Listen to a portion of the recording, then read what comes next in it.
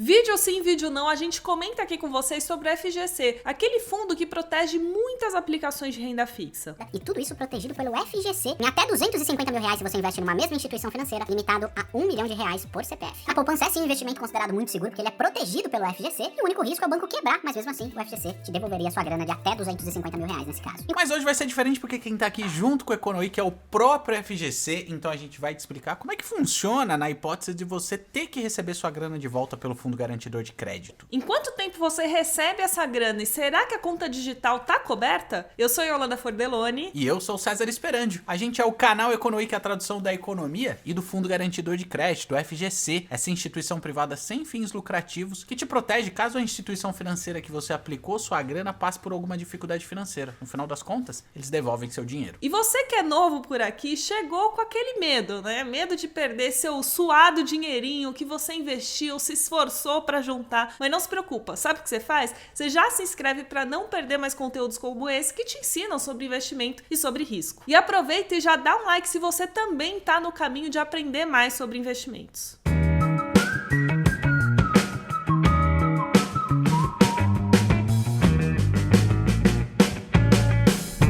Tô aqui com o Daniel Lima, diretor executivo da FGC. Ele vai contar um pouquinho como é que funciona o dia a dia do fundo. Tudo bom, Daniel? Bem, Yolanda, prazer e muito obrigado por nos receber. Obrigada a você, vai ser muito legal ter esse bate-papo com você, porque dúvidas não faltaram. A gente até abriu caixinha de perguntas lá no Instagram e muita gente curiosa para saber o dia a dia aí do fundo. Eu queria que você começasse explicando pra gente o que é o FGC e quem que banca o fundo. Né? São as instituições, como é que funciona? Fico feliz aí das pessoas se interessarem pelo tema.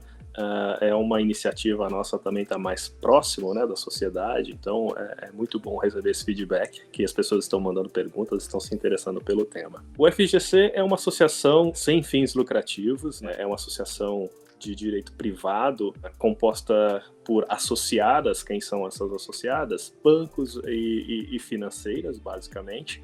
São cerca de 231 associadas, se eu não estou enganado no número agora, tem mudado com mais frequência recentemente. E é uma associação que é bancada por recursos captados em cima dos depósitos elegíveis. Então, se você tem lá um CDB, um RDB, uma LCI, algum produto coberto pelo FGC, incide uma taxa em cima desse saldo que é recolhida aos cofres do FGC mensalmente. E já que você entrou no tópico produtos, o que está coberto pelo fundo? O fundo cobre as captações financeiras bancárias, né, mais comuns. Então a gente já mencionou o CDB, RDB, LCI, LCA. Então todas esse rol de produtos mais comuns que a gente encontra muito na plataforma das corretoras também, são cobertos pelo FGC. Então, acho que o interessante é dizer o que o FGC não cobre e o porquê, né? O FGC não cobre, por exemplo, os títulos da plataforma do Tesouro Direto, porque são garantidos pelo próprio governo, não cobre emissões de empresas, por exemplo, as debêntures. Por quê? Porque não são instituições financeiras, os emissores, as debêntures são emitidas por empresas,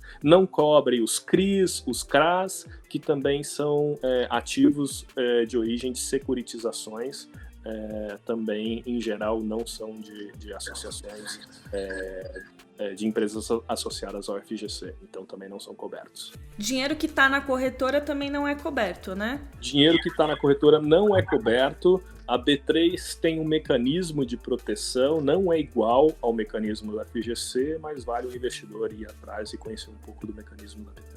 Eu ia te perguntar também, inclusive foi uma pergunta de um seguidor da Economic, do Guilherme, como é que funciona o pagamento no sentido de prazo? E aí acho que vale voltar um passo, que é, a instituição teve problema. O que acontece? Ela avisa o investidor ali, por exemplo, se for um investidor de CDB, ou é a corretora, qual que é o passo a passo para ter esse dinheiro de volta e em quanto tempo? Essa pergunta é muito boa, dá uma oportunidade de esclarecer que o processo de pagamento das garantias garantias tem duas etapas. Ele tem uma etapa que está sob responsabilidade e administração do FGC e uma etapa anterior que está sob a responsabilidade do liquidante nomeado pelo Banco Central. Então, disso decorrem dois tipos de prazos: o prazo do liquidante e o prazo do FGC. O prazo do FGC começa a contar a partir do momento em que o liquidante manda a lista de credores para o FGC. Na última liquidação que a gente teve, a gente começou a pagar os credores, né,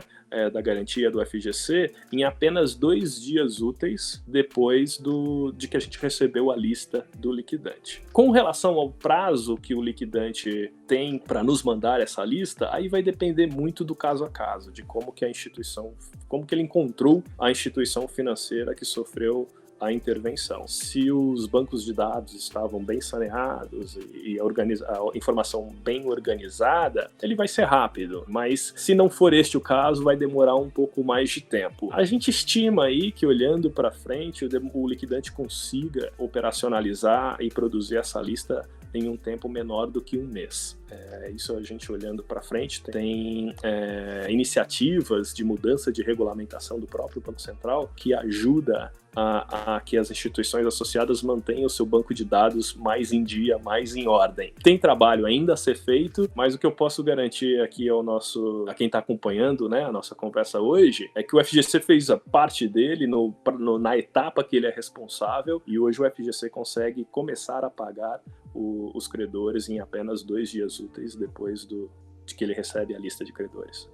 O que muda, o que de fato impacta bastante no prazo é essa etapa inicial, né? De listar todo mundo, tá dentro daquele ativo, né? Daquela conta corrente, etc. Né? E até porque o liquidante precisa conciliar, porque hoje em dia o CDB não sai somente da instituição que teve a liquidação, ele foi distribuído também em corretoras. Então ele precisa receber informação da corretora, consolidar com as informações que tem dentro da instituição que sofreu a intervenção. Então é um processo trabalhoso, ele tem seus desafios operacionais e a gente entende isso, e a gente sabe que tanto o liquidante, quanto o Banco Central, quanto o FGC está muito empenhado em reduzir o máximo possível esse prazo para início do pagamento da garantia. E Daniel, teve até um caso curioso. Eu conheço uma pessoa que estava envolvida em uma operação que foi coberta pelo FGC, e ele comentou que quem o avisou, né, ele nem tinha percebido que tinha tido problema ali no investimento, quem o avisou foi a corretora. Eu queria te perguntar se é a prática do mercado, assim, teve problema, quem que avisa, o que a pessoa faz? No caso dele, ele acessou o dinheiro por um aplicativo. Então conta pra gente como é o passo a passo pós-problema aí na instituição financeira. Sai um decreto do presidente do Banco Central, dizendo que a instituição está em liquidação ou intervenção. Em seguida sai a nomeação do liquidante, e no mesmo dia o FGC sobe no seu portal um comunicado aos credores daquela instituição liquidada. Então uma forma de se informar é consultar com frequência o portal do FGC, o nosso site, onde a gente coloca sempre essa informação. Assim que o problema acontece, a gente já divulga no nosso portal. A gente também começa a divulgar nas nossas mídias sociais, então é muito interessante que as pessoas acompanhem. Então a gente tem Facebook, tem LinkedIn, tem Twitter, agora a gente está começando também com o nosso canal no Instagram. Então é importante que as pessoas sigam essas mídias sociais para se manterem informadas. As corretoras prestam serviço aos seus clientes, né? Então tem que realmente avisá-los. E o cliente direto da instituição financeira, ele também costuma receber um e-mail do liquidante ali, se o banco de dados da instituição financeira está em dia, também é um dever do cliente manter as suas informações cadastrais atualizadas para que tanto o liquidante ou eventualmente o FGC possam localizar essas pessoas. Mas o processo de pagamento é uma iniciativa do credor. Antigamente ele tinha que esperar um edital do FGC, o FGC ia apontar uma agência física que ele ia comparecer, assinar nos termos físicos, né, que ele estava recebendo aquela garantia, e o banco faria ali o pagamento, o depósito na conta dele. A gente arcava com o custo do TED, mas ele recebia na sua conta. Então era um pagamento que a gente chama de pagamento físico. A partir de setembro de 2020, a gente lançou o nosso aplicativo. Então o credor não precisa mais comparecer a uma agência. Agora, no momento que ele sabe que a instituição financeira quebrou, ele pode entrar no nosso aplicativo e começar a preencher as informações. Ali ele vai preencher quem é ele, das informações pessoais, cadastrais, fazer o upload da sua CNH, do seu RG, então são documentos que a gente precisa para comprovar que ele é realmente o credor, alguns mecanismos de segurança via biometria, e ele ali mesmo já indica a conta aonde ele quer receber a sua garantia. Então, tão logo o liquidante nos forneça a lista de credores, a gente já inicia a pagar. Então, por que a gente conseguiu pagar em apenas 2 dias úteis na última liquidação? Porque essa pessoa, no começo, na divulgação da liquidação, já entrou no aplicativo e já colocou suas informações. Tão logo a lista do liquidante chegou no FGC, a gente conciliou essa informação e já começou a efetuar o pagamento na conta indicada pelo credor no próprio aplicativo. Confiança é uma palavra-chave, né, quando a gente está falando de investimento, porque obviamente as pessoas olham a rentabilidade, olham ali o quanto elas vão ter lá no futuro, mas elas estão preocupadas também com segurança, né?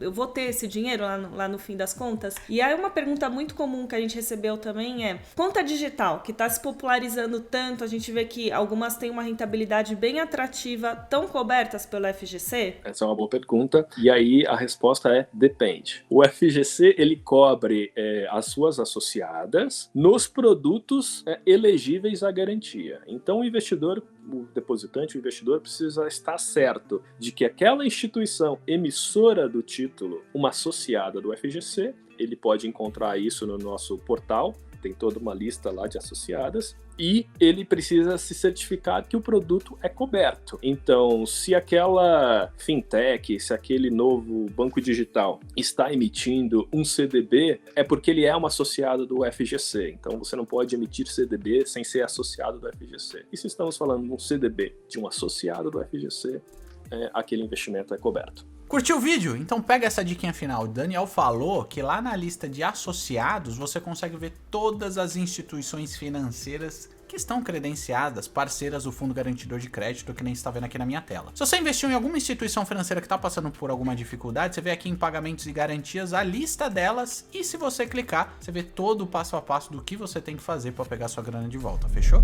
E você viu no vídeo, né? CDB é coberto pelo FGC, então sabe o que eu recomendo? Que você assista esse outro conteúdo que a gente gravou, onde a gente explica que vale a pena você investir mesmo que você comece um pouco tarde. Tem conta, tem simulação, tem tudo lá explicadinho. E aproveita e já se inscreve, é de graça, e você ainda ganha conhecimento.